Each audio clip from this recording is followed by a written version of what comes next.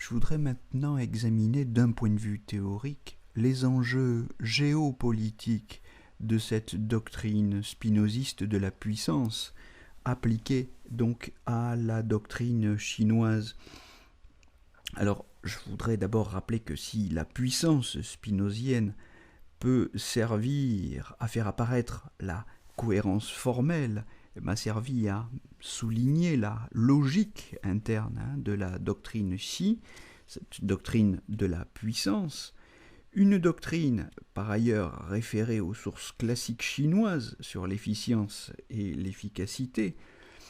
une confrontation de cette logique doctrinale avec les mesures politiques concrètes prises par le pouvoir chinois sera indispensable pour nous en apprendre davantage sur la cohérence réelle, et non plus sur la cohérence formelle, mais sur la cohérence réelle de la doctrine Xi. Il faudra y venir, il faudra donc faire un petit peu de science politique. Ce sera l'objet de ma deuxième partie,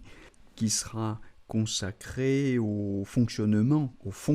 concret du socialisme à la chinoise, au fonctionnement de son appareil d'État, à ses mesures économiques, culturelles, religieuses, etc. J'en reste pour le moment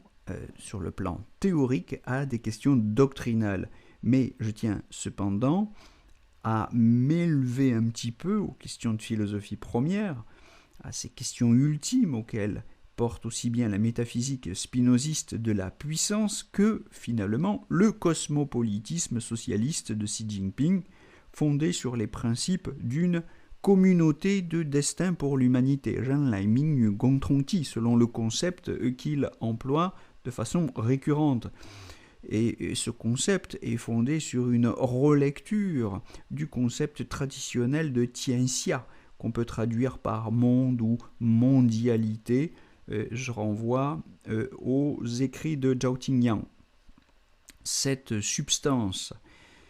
est la source de toute puissance. Elle est elle-même puissance infinie d'exister et de produire des effets chez Spinoza. Bien que toujours limitée dans les faits, la puissance des modes qui prennent part à cette productivité de la puissance infinie tente de s'accroître et leur désir et cet effort, ce que Spinoza appelle le conatus, et cet effort pour y parvenir. C'est cet effort que la métaphysique fait culminer dans l'expérience d'une éternité de joie continue et souveraine, selon le terme de Spinoza, selon le terme qu'il emploie dans le traité de la réforme de l'entendement au paragraphe 1,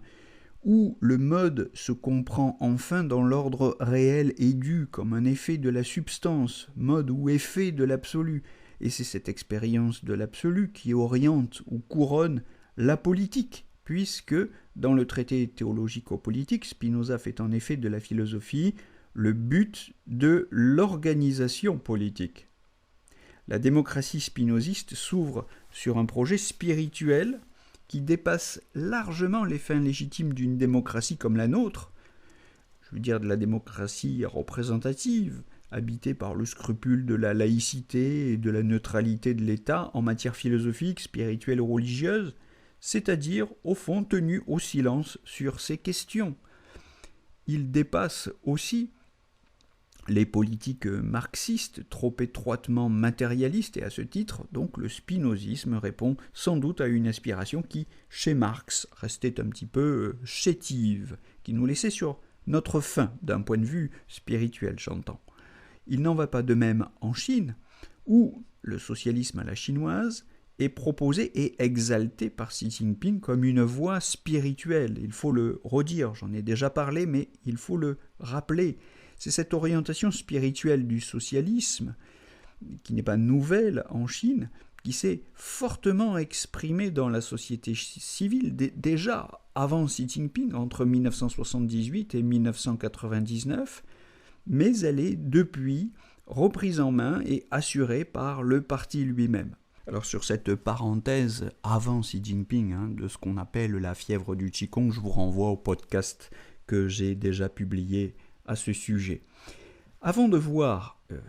Dans les futurs chapitres qui leur seront consacrés, autour de quel concept cosmologique ou métaphysique se déploie cette spiritualité, la philosophie de Spinoza peut encore nous aider à comprendre quelle place l'absolu peut occuper en politique, quelle justification théologique de l'absolutisme on peut en déduire,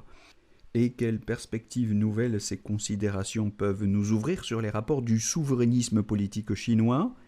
avec les religions et les spiritualités qui ne sont donc plus, loin s'en faut, considérées comme un opium du peuple. L'absolu, dans le premier livre de l'éthique, c'est d'abord l'infini, ce en dehors de quoi rien ne peut être ni être conçu, un principe d'existence et d'intelligibilité dont la puissance infinie s'exprime de façon plus ou moins limitée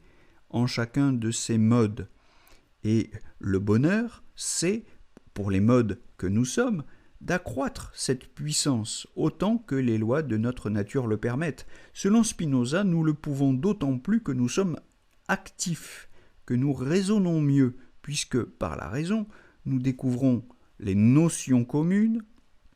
c'est-à-dire que nous calculons les meilleurs rapports de composition possibles qui nous permettent d'accroître significativement et durablement notre puissance individuelle et collective. Bref, nous cherchons à accroître cette puissance et cet accroissement s'accompagne de joie. Il définit proprement ce que Spinoza appelle la joie. Même si la puissance des modes est limitée, elle tend à l'absolu, à la connaissance de l'absolu, subspécié à eternitatis, comme le dit Spinoza, par l'exercice de la raison qui permet à chacun de faire l'expérience de l'éternité, en se recomprenant à partir du principe et en coopérant ou en composant raisonnablement avec les autres hommes, qui peuvent toujours être des dieux les uns pour les autres. Ce n'est plus l'homme est un loup pour l'homme, comme chez Hobbes, mais l'homme est un dieu pour l'homme, chez Spinoza. Je vous renvoie à l'éthique 5, au corollaire et au scoli de la proposition 35. Rapports de puissance qui permettent d'affirmer encore davantage leur pouvoir individuel et collectif d'exister et de comprendre. Nous sommes donc des expressions limitées de l'absolu, limitées certes, mais nous sommes des êtres de désir, et ce désir, que Spinoza définit comme l'essence de l'homme en tant qu'il existe, est, autant que la nature et ses lois nous en donnent la puissance, un effort pour nous recomprendre dans l'ordre réel et dû. L'absolu n'est donc pas seulement un qualificatif qui s'applique à la souveraineté dans le cadre politique, ce n'est pas seulement le qualificatif d'une démocratie qui tend à l'inclusion absolument intégrale de toutes les puissances individuelles dans l'unité d'une puissance publique, c'est aussi à la fois un principe explicatif et pratique, ou pour le dire comme Spinoza, c'est un principe éthique, c'est-à-dire un principe théorique ou explicatif en même temps qu'un principe pratique, une manière de vivre avec les autres et par rapport au tout. C'est pourquoi je dirais que Spinoza n'est pas seulement le penseur de la démocratie absolue, mais aussi le penseur d'un absolutisme démocratique, c'est-à-dire le penseur d'une philosophie de l'absolu, qui tire de ce principe toutes les conséquences théoriques et pratiques. Elles le conduisent à l'idée de démocratie en politique, comme déploiement en commun des puissances individuelles dans une communauté aussi élargie que possible, élargie absolument, et comprenant à condition de trouver rationnellement sous quel rapport elles peuvent composer des rapports, qu'elles sont des dieux les unes pour les autres. Alors je dirais en conclusion qu'il peut sembler bien étrange de mobiliser Spinoza pour essayer de comprendre la Chine, d'autant que Spinoza est l'une des figures de la philosophie occidentale, je l'ai déjà dit mais je le répète, que Xi Jinping ne cite jamais. Cependant, je remarque que toute une sinologie d'inspiration spinoziste s'était déjà développée pro et contra au siècle des Lumières. Alors, pro, c'est-à-dire dans un sens spinoziste, par exemple dans les 5 volumes des lettres chinoises du marquis Jean-Baptiste Boyer d'Argent, publiés en 1739-1740, et contra dans le dictionnaire historique et critique de Pierre Bayle en 1702, dans les entretiens d'un philosophe chrétien et d'un philosophe chinois de Malebranche, par exemple, texte paru en 1707. Paul Vernière en fait le résumé dans son Spinoza et la pensée française avant la Révolution. Je vous y renvoie. Vous le trouvez au PUF, paru en 1954, tout comme Etiamble, auquel je vous renvoie aussi, qui en parle dans L'Europe chinoise, un texte paru chez Gallimard en 1988 pour le tome 1, 1989 pour le tome 2. Le renouveau spirituel de la Chine socialiste,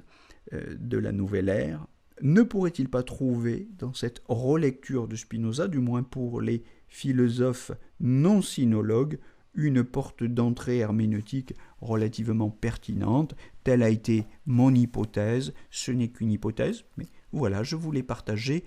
jusqu'au bout. C'est vers Tocqueville que nous nous tournerons dans les prochains podcasts pour essayer de voir si et dans quelle mesure, comme ont essayé de le faire certains penseurs et responsables politiques chinois, dans quelle mesure une certaine lecture de Tocqueville peut être pertinente pour comprendre le projet socialiste chinois. On se retrouve donc très bientôt pour en parler sur cette chaîne, La Chine en question, pour nous préparer, continuer de nous préparer à l'avènement de ce monde post-hégémonique américain, à ce monde multipolaire du Sud global qui est en train de venir. Préparons-nous à l'avènement de ce monde nouveau, discret, encore diabolisé par les élites intellectuelles et politiques occidentales, mais travaillons-y doucement à l'abri des tempêtes médiatiques et politiques. Belle journée à tous, on se retrouve très bientôt pour parler de Tocqueville avec Wang Qishan. Belle journée à tous en attendant.